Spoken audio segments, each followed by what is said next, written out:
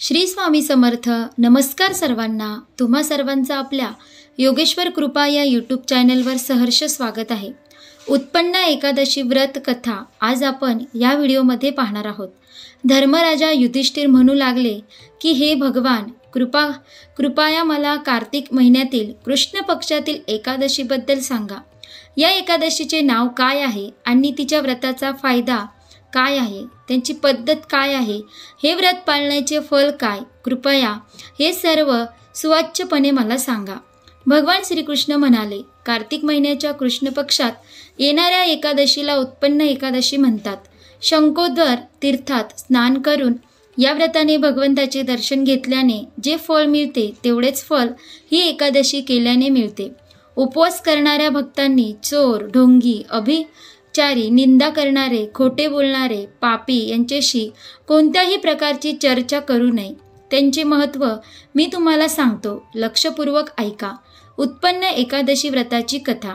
युधिष्ठिर म्हणू लागले की हे भगवान, एकादशीच्या उपवासाला हजारो यज्ञ आणि लाखो गायी दान यांची बरोबरीही तुम्ही केली नाही, तर ही तारीख सर्व तारखेपेक्षा चांगली कशी झाली मला सांगा.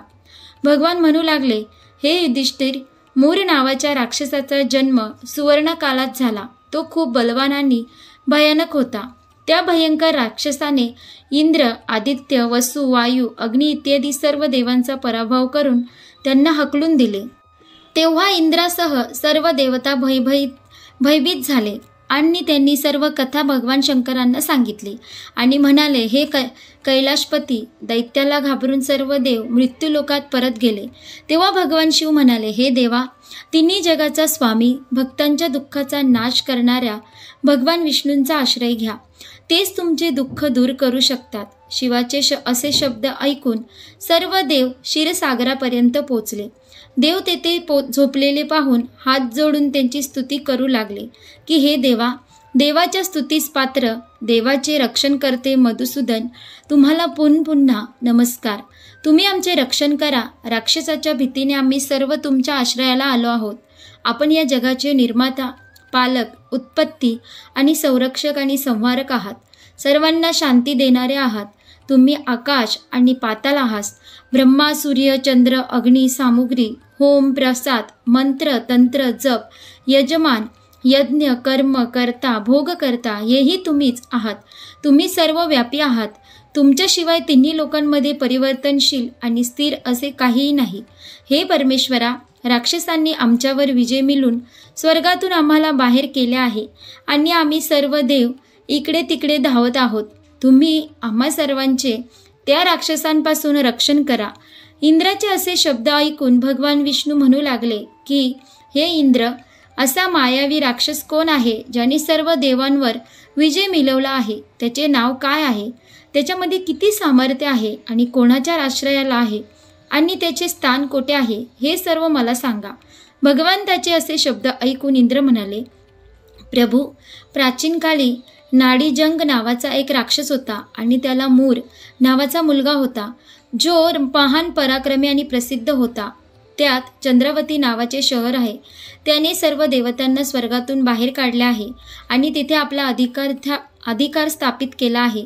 त्याने इंद्र, अग्नी, वरुण, यम, वायू, ईश, चंद्र, नैऋत इत्यादी स्थान काबीज केले आहे. सूर्य स्वतःच चमकतो, तो स्वतः ढग बनला आहे आणि सर्वात अजिंक्य आहे.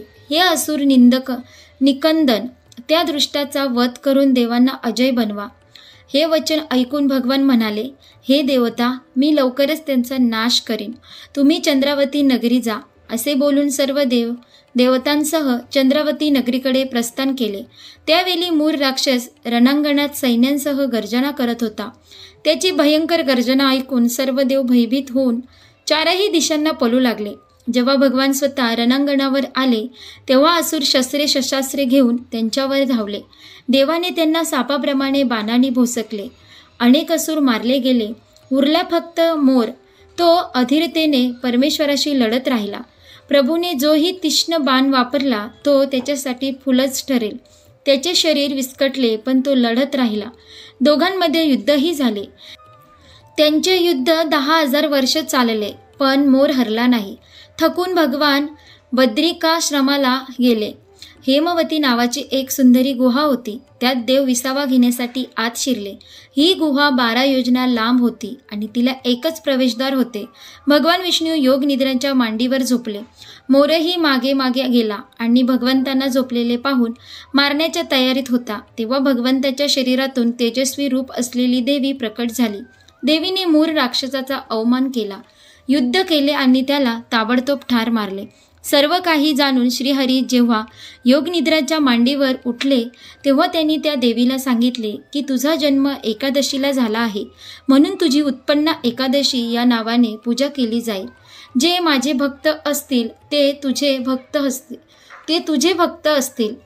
अशा प्रकारे उत्पत्ती एकादशीची उत्पत्ती झाली. हिंदू पंचांगानुसार कार्तिक महिन्यातील कृष्ण पक्षाच्या एकादशी तिथीला साजरी केली जाणारी उत्पत्ती किंवा उत्पन्न एकादशीला विशेष धार्मिक महत्त्व आहे. पौराणिक मान्यतेनुसार देवी एकादशी या दिवशी भगवान विष्णूंच्या शरीरातून प्रकट झाली आणि मुरा राक्षसाचा वध केला. म्हणूनच ही तिथी केवळ पापांचा नाश करण्याचे प्रतीक नाही, तर सुख, समृद्धी आणि मोक्षाचा मार्ग देखील मोकळा करते. देवी एकादशीचा जन्म या दिवसाला आणखी पवित्र बनवतो. या निमित्ताने भक्त भगवान विष्णू, देवी लक्ष्मी आणि देवी एकादशीची पूजा विधीपूर्वक करतात. असे मानले जाते की या दिवशी उपवासाने पूजा करणारे भक्त त्यांच्या सर्व पापांपासून मुक्त होतात आणि समृद्धीचा अनुभव घेतात. अशा प्रकारे आपण या व्हिडिओमध्ये पाहिलंच की उत्पन्न एकादशी व्रत कथा. धर्मराजा युधिष्ठिर म्हणू लागले की भगवान कृपा मला कार्तिक महिन्यातील कृष्ण पक्षातील एकादशीबद्दल सांगा. तेव्हा धर्मराज युधिष्ठिरला ह्या एकादशी व्रताची कथा सांगितली. तुम्हाला जर ही कथा आवडली असेल तर आपल्या चॅनलला नक्की सबस्क्राईब करा. तुम्ही पण उद्या असणारी कार्तिक एकादशी धरा आणि तुम्हाला उत्पन्न एकादशीच्या खूप खूप शुभेच्छा. ही एकादशी तुमच्या जीवनात आरोग्य, समृद्धी सदैव घेऊन येऊ हीच ईश्वरचरणी प्रार्थना. तुम्ही जर हा उपवास केला तर तुम्हाला सर्व पापांपासून मुक्ती मिळेल, तसेच समृद्धीचा अनुभव घ्याल. म्हणून उद्या असणारे एकादशी सर्वांनी नक्कीच पकडा. तुम्हाला भगवान विष्णू, माता लक्ष्मीचा सदैव आशीर्वाद मिळेल. अशा प्रकारे आपण उत्पन्न एकादशी व्रत कथा पाहिली. तुम्हाला जर ही व्हिडिओ आवडली असेल तर व्हिडिओला लाईक करा, शेअर करा आणि आपल्या योगेश्वर कृपा या यूट्यूब चॅनलला नक्की सबस्क्राईब करा. तुम्हाला रोज नवनवीन व्हिडिओ पाहायला मिळतील. धन्यवाद. श्री स्वामी समर्थ. जय जय स्वामी समर्थ.